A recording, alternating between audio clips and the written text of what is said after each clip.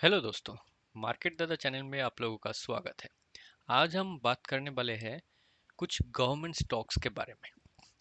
11 government stocks मैंने choose किया है जो कि हो सकते हैं आपके लिए वैल्यू इन्वेस्टिंग स्टॉक। इनमें आप निवेश कर सकते हैं और अगर आप लॉन्ग टर्म इन्वेस्टर है तो ये वीडियो आपके लिए है। सामने बजट भी है और बजट के बाद हमको लग रहा है कि बहुत सारा सैंक्शन होगा इन सारा सेक्टर्स में।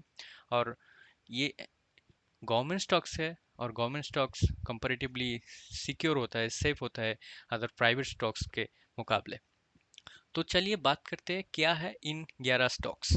चलिए देखते हैं इन 11 स्टॉक्स का फंडामेंटल्स क्या है।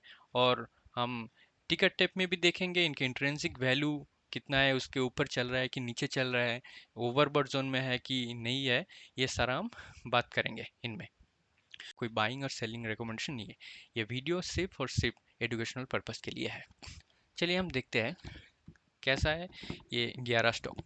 हम एक वॉच लिस्ट क्रिएट किया है इधर 11 स्टॉक्स का, जो जो कि सारा का सारा गवर्नमेंट स्टॉक्स है। और ये सारा स्टॉक्स बहुत अच्छा फंडामेंटल्स का है और पिछले दिनों में भी बहुत अच्छा रिटर्न दिया है और आगे चल के भी बहुत अच्छा रिटर्न देगा। तो पहला आता है स्टेट बैंक ऑफ इंडिया, दूसरा आता है आरईसी लिमिटेड, तीसरा आता है पंजाब नेशनल बैंक, चौथा आता है पावर फाइनेंस कॉर्पोरेशन लिमिटेड, और फिर आता है oil and natural gas corporation, फिर आता है एनटीपीसी, फिर आता है नेशनल एल्यूमिनियम कंपनी लिमिटेड, फिर आता है Indian oil corporation limited, then GAIL India limited, then coal India limited, and last में आता है बैंक ऑफ बड़ौदा। तो ये है 11 स्टॉक्स। चलिए आप देखते हैं इनका फंडामेंटल्स। एसबीआई ये ग्रो का टर्मिनल है, ग्रो का पोर्टल है। ग्रो का पोर्टल में हम देख सकते हैं कि एसबीआई का प्राइस अभी ये 22 जुलाई रात को मैं वीडियो शूट कर रहा हूँ। 22 जुलाई रात को ये इसका प्राइस जो शुक्रवार को क्लोजिंग हुआ है 889.35 है। आपको पता ही है कि पिछले कुछ दिनों में निफ्टी डाउन जा रहा है, तो ये बहुत ही अच्छा मौका है निवेश करने के लिए। तो स्टेट बैंक का देखिए इधर जो ग्रो का एनालिसिस है, ग्रो का एनालिसिस में भी इनको 90% बाइंग का रिकमेंडेशन दिया गया है। 40 एनालिस्ट का एग्रीगेटेड में इनको 90% दिया है बाई का रिकमेंडेशन। फंडामेंटल्स अगर हम देखेंगे तो इधर देखिए इंडस्ट्री का पी जो है 14.70 और इन कंपनी का पी जो है 11.83, यानी कि इनसे कम है। प्राइस टू बुक वैल्यू 2.05, ज़्यादा नहीं है। डिविडेंड भी दे रहा है, बुक वैल्यू भी अच्छा है इनका। तो आप देख सकते हैं इनका जो पिछले एक 1 वीक का रिटर्न आप देख लीजिए। 1 मंथ का रिटर्न बहुत अच्छा है, 1 ईयर का भी अच्छा है, 3 ईयर का भी अच्छा है, लगभग डबल कर दिया है। 5 ईयर का एंड ऑल टाइम का रिटर्न भी बहुत अच्छा है। इनका जो फिनेंशियल्स है ईयरली अगर हम देखें, रेवेन्यू रेवेन्यू बढ़ चुका है, प्रॉफिट भी बढ़ चुका है, नेटवर्थ भी बढ़ चुका है, यानी कि कुछ भी नेगेटिव में नहीं है और लगातार ये बढ़ते जा रहा है। तो ये एक बहुत अच्छा स्टॉक हो सकता है आपके लिए। चलिए फिर देखते हैं आरईसी लिमिटेड। आरईसी लिमिटेड का जो फंडामेंटल्स है, आरईसी लिमिटेड का क्लोजिंग प्राइस रहा 598.40 और इसका फंडामेंटल्स अगर हम देखें तो ग्रो का एनालिस्ट ने इनका जो बाइंग रिकमेंडेशन है 83% बाइंग रिकमेंडेशन। फंडामेंटल्स इनका डेबिट टू इक्विटी 6.42, यानी कि ये एक से बहुत ज़्यादा है 6.42, पर इनका बाकी जो फंडामेंटल्स है वो बहुत अच्छा है। इंडस्ट्री पी जो है 19.58 और इनका पी है 11.13, कम है इससे तो अच्छा है। प्राइस टू बुक वैल्यू 2.27, बहुत ज़्यादा नहीं है। डिविडेंड भी दे रहा है। यह है book value, return on equity 20.40, earning per share 53.70, अच्छा है। ईयरली अगर हम इनका रेवेन्यू देखें तो रेवेन्यू बढ़ चुका है, नेट प्रॉफिट भी बढ़ चुका है, नेट वर्थ भी बढ़ चुका है, कुछ भी नेगेटिव नहीं है और लगातार ये बढ़ता जा रहा है। इनका 1 वीक का हम देखो, 1 वीक के में ये गिर चुका है, 1 मंथ में बहुत बढ़ चुका है। 3 ईयर्स में ये 4 गुना कर दिया है प्राइस, 5 ईयर्स में इतना ऑल टाइम में देखिए आप देख सकते हैं कितना बढ़ चुका है। तो बहुत अच्छा स्टॉक ये भी हो सकता है। चलिए अब देखते हैं तीसरा, Punjab national bank. Punjab national का प्राइस 116.51 में क्लोजिंग हो चुका है शुक्रवार को। आप देख सकते हैं 1 वीक का जो चार्ट है, 1 मंथ का, 1 ईयर का 84% ये बढ़ चुका है, 3 ईयर का 188% के ऊपर बढ़ चुका है, 5 ईयर्स का इतना, और ऑल टाइम में बहुत ही बढ़ चुका है। और इनके फंडामेंटल्स में इनका जो ग्रो का एनालिस्ट है, ग्रो का एनालिस्ट ने इनके होल्डिंग रिकमेंडेशन दिया है, जो जिन लोगों ने बाई किया हुआ है उन लोगों के लिए होल्डिंग के लिए बोल चुका है। और बाइंग रिकमेंडेशन 31% है, सेलिंग से ज़्यादा है। ये इनमें कुछ न्यूट्रल रिकमेंडेशन दिया हुआ है ग्रो में पीएनबी के लिए। पर अगर आप लॉन्ग टर्म का इन्वेस्टर है तो आप इनमें निवेश कर सकते हैं।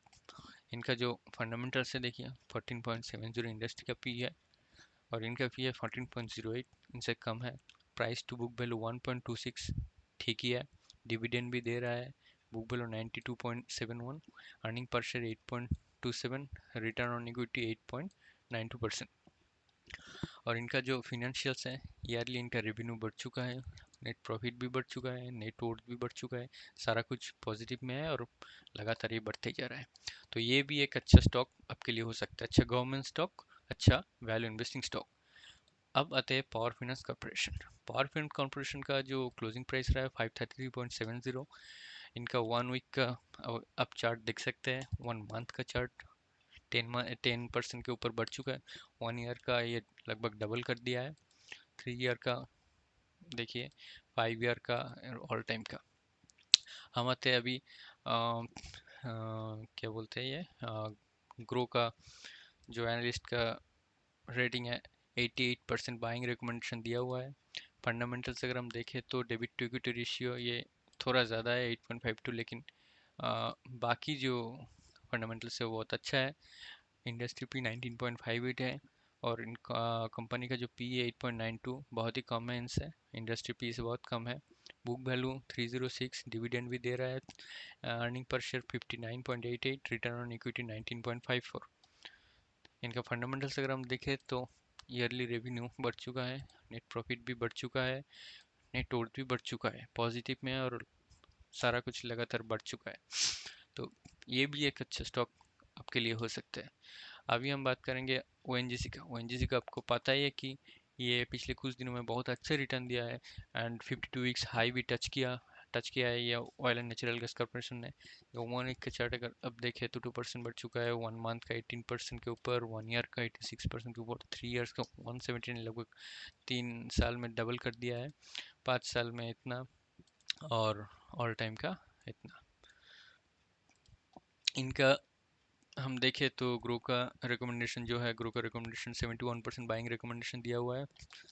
फंडामेंटल्स जो है देखिए, डेबिट टू इक्विटी 0.45, एक से कम है, बहुत ही अच्छा है debit to equity. Industry P जो है 8.62 और कंपनी का पी 8.17, कम है, इंडस्ट्री पी से कम है।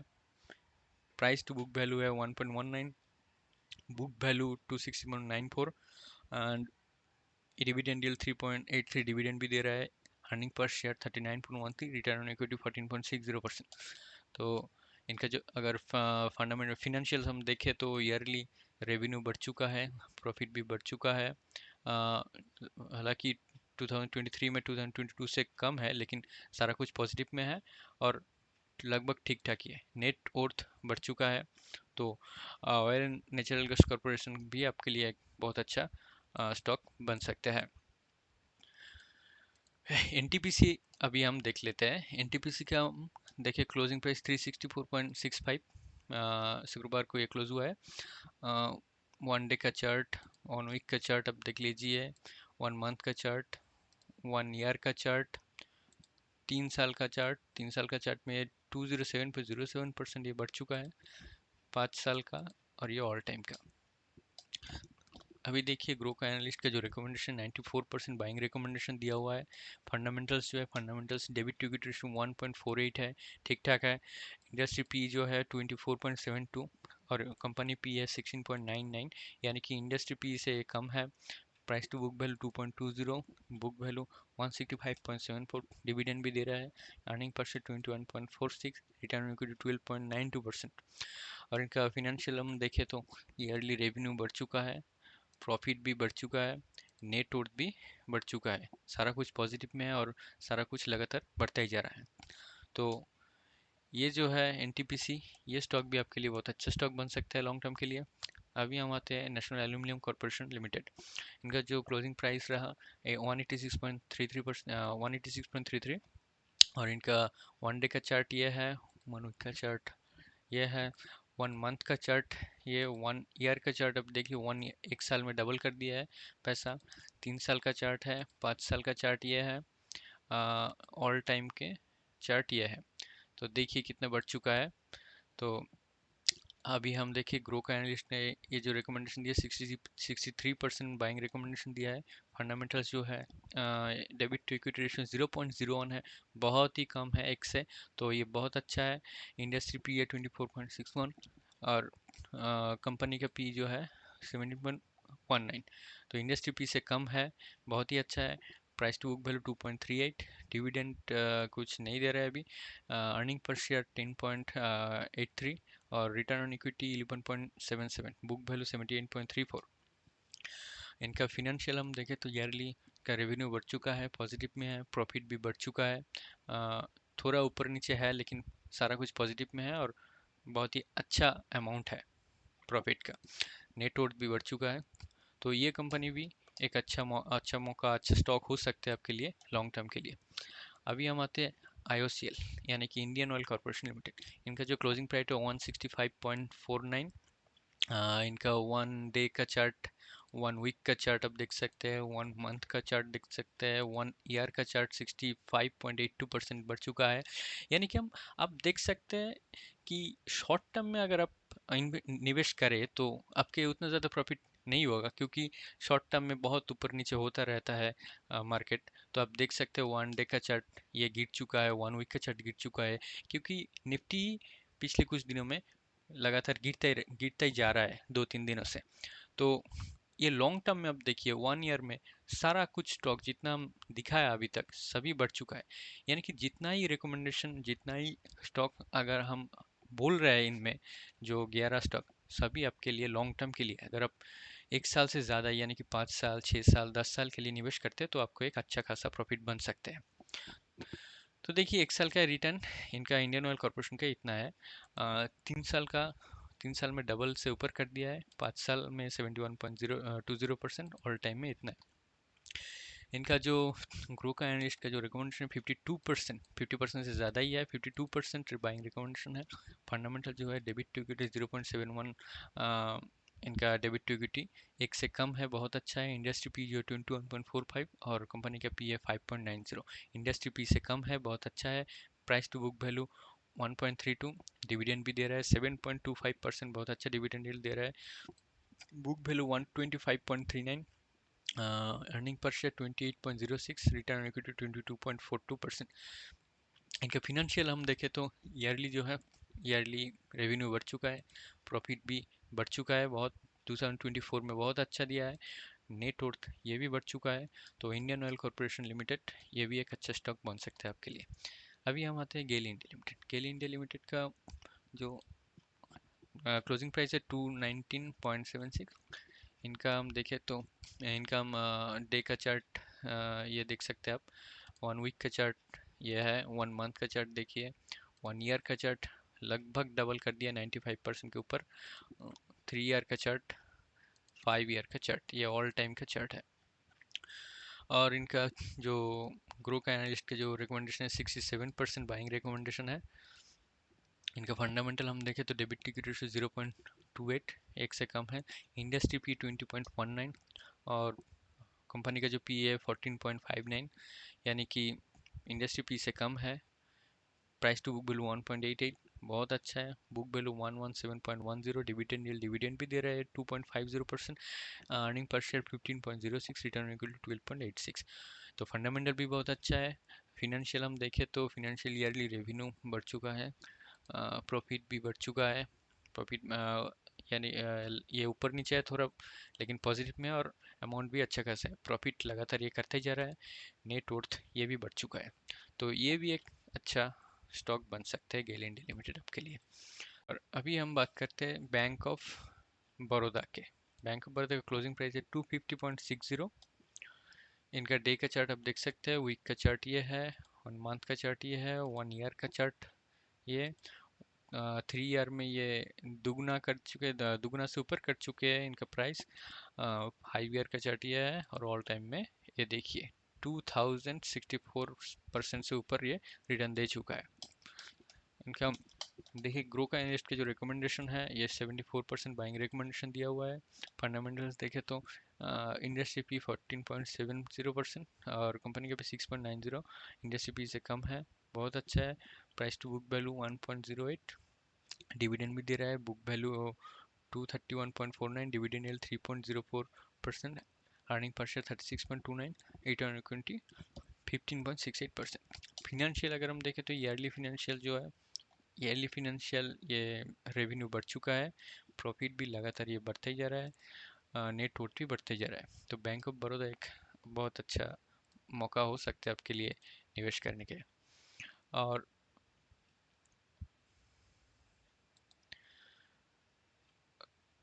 और अगर हम इनमें देखें, टिकर टिप में देखें, तो ये 11 स्टॉक जो हम बात कर चुके हैं अभी, ये 11 स्टॉक आपके लिए बहुत अच्छा मौका है, बहुत अच्छा गवर्नमेंट स्टॉक है जो आप लॉन्ग टर्म के लिए निवेश कर सकते हैं। ये आपको कोई निराश नहीं करेगा, ये मेरा मानना है। और बाकी तो आपकी इच्छा है, आप करेंगे या नहीं करेंगे, आप आपके फिनेंशियल एडवाइजर से एडवाइस लेके फिर आप कर सकते हैं निवेश। तो देख देख लेते हैं हम टिकर टेप में इनका क्या बात कर चुके हैं इनका इंट्रिंसिक वैल्यू के लिए।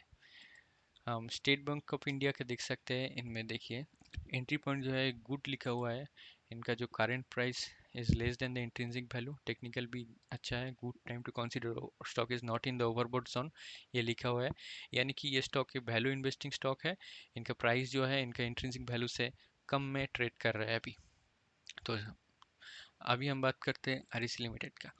आरईसी लिमिटेड का हम अब देखते हैं टिकर टेप में क्या बोल बोल चुका है। टिकर टेप में इसका इसका भी एंट्री पॉइंट गुड लिखा है, इसका भी जो वैल्यू है वो इंट्रिंसिक वैल्यू से कम है, कम में ट्रेड कर रहा है, टेक्निकल्स भी अच्छा है, not in the overbought zone. अभी हम देखते हैं पंजाब नेशनल बैंक का।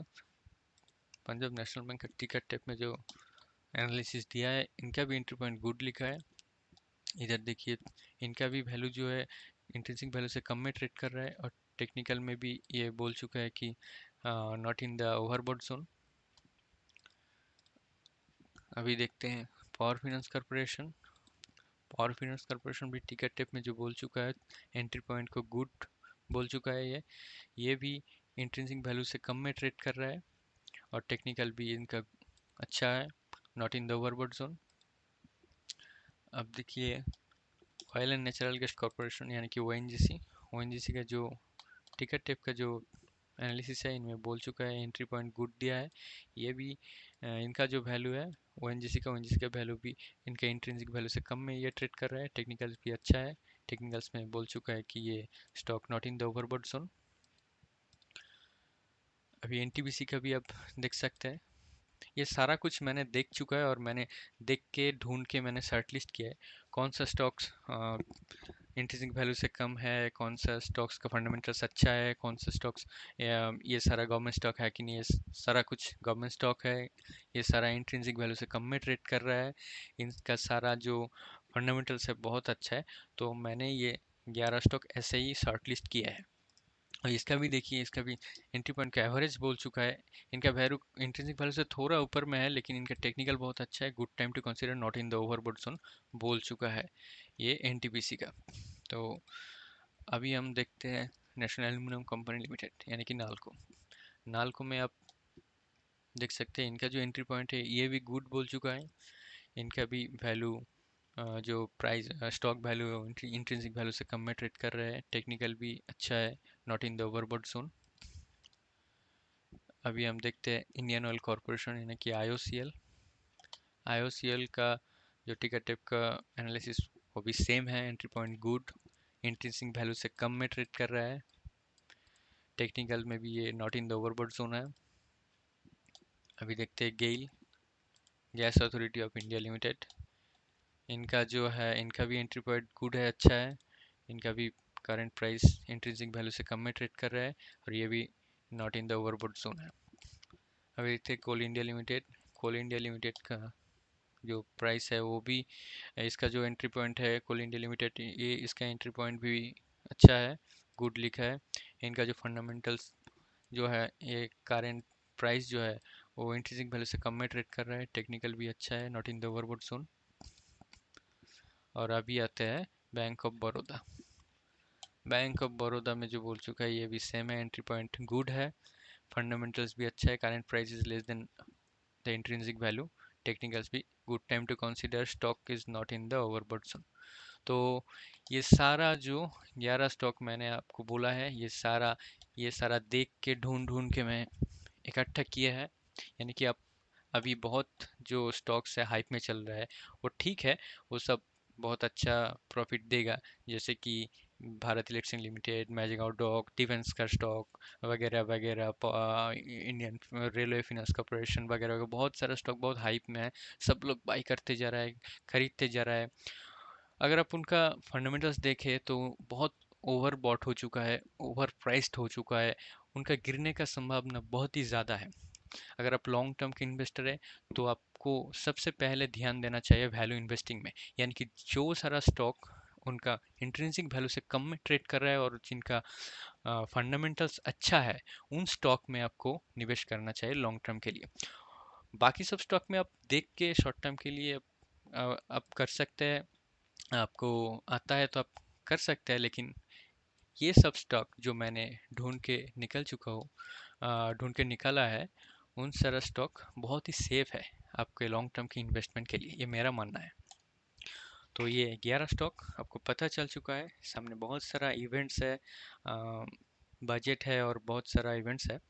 तो मुझे लगता है कि लॉन्ग टर्म के लिए अगर आप इन्वेस्ट करना चाहते हैं तो ये 11 गवर्नमेंट स्टॉक, जिनका टेक्निकल भी अच्छा है, फंडामेंटल्स भी अच्छा है, और ये सारा स्टॉक इंट्रिंसिक वैल्यू से कम में ट्रेड कर रहा है अभी, तो अगर आप चाहते हैं तो आप इन स्टॉक में लॉन्ग टर्म के लिए निवेश कर सकते हैं।